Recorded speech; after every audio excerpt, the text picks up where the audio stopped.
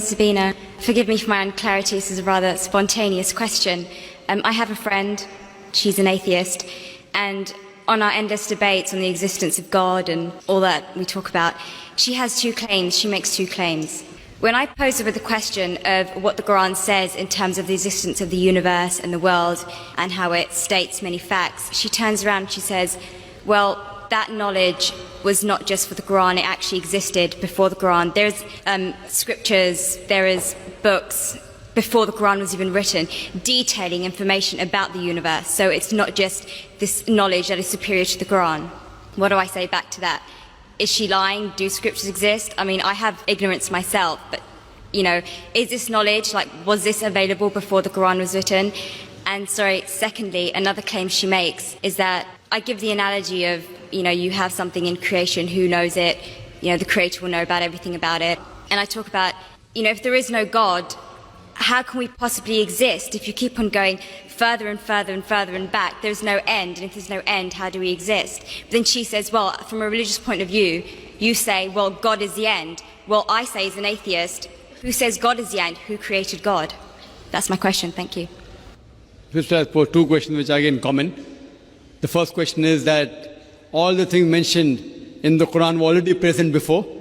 So what's new? It's present in other scriptures and other books, etc. That's the first question. The second question is, who created God? As far as the first question is concerned, I do agree that certain things were present in time before the Quran, but they were not called as established facts. They were not called as established facts. For example, the thing I quoted, that the sun, previously people thought that the sun rotating. There are certain things which were there in the Greek history and the philosophical history. But for example, when the Quran speaks about the spherical shape of the earth, these Greeks, they believed that the earth was spherical, but no one believed in them. So certain facts, not all, a small percentage, what the science has come to know today and what Quran mentions, were told by people previously, but they failed to realize that the same Greeks mentioned 100 other things which were unscientific. The same Greek even mentioned that the earth was center of the universe, which is totally wrong. So imagine if 100 points are mentioned and Muhammad Sallallahu Alaihi Wasallam picks up one which is correct. That's also not possible. So I do agree with you, sister, that certain things were mentioned before science established as a fact today. But these things weren't established that time. And to say that out of the 100 false things they mention, if one thing is right, to pick up the one correct thing is again also not possible. Once it's possible, but not thousands of times, sister. Because only a person who is, even a scientist cannot do that. Only the Creator himself can do, and that's Allah subhanahu wa ta'ala. So I do agree with you, but that portion which has been mentioned earlier in earlier scriptures and other philosophical books is a small portion, but that too, along with that portion, there are other things which are unscientific mixed with that. Coming to the second part of the question, that who created God? Normally people in Dawah, they used a false strategy of logic, which tips itself. Most of the people, when they try to prove the existence of Allah subhanahu wa ta'ala, they say that everything has a creator. For example, who created this book? How did the book come into existence? Somebody created it. Who created it? And they go back. Where did you come into existence? Who created you? Your father. Who created your father? The grandfather. And then goes to God. Who created this microphone? Created the factory. Who created the factory? And then they try and prove who created the sun?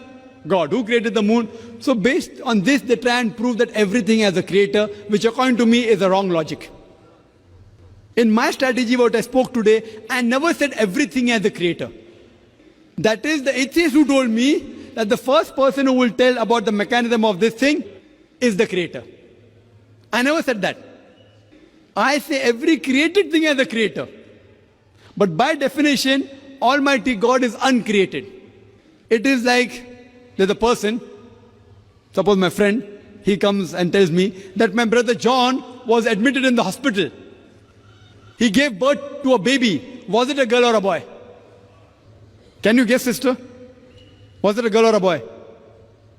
Brother John gave birth to a baby. Was it a girl or a boy? Brother John was admitted to the hospital. He gave birth to a baby. Was it a girl or a boy? Can you guess? You can't guess. Can anyone guess? How can a man have a baby? So to ask the question, he gave birth to a baby, was it a girl or a boy, is illogical. So same thing, the definition of Allah is uncreated. The moment you say who created Allah, he ceases to be Allah. Therefore, the definition of God is uncreated. Therefore, Almighty God has got no creator, if he is a true Almighty God. Hope that answers the question.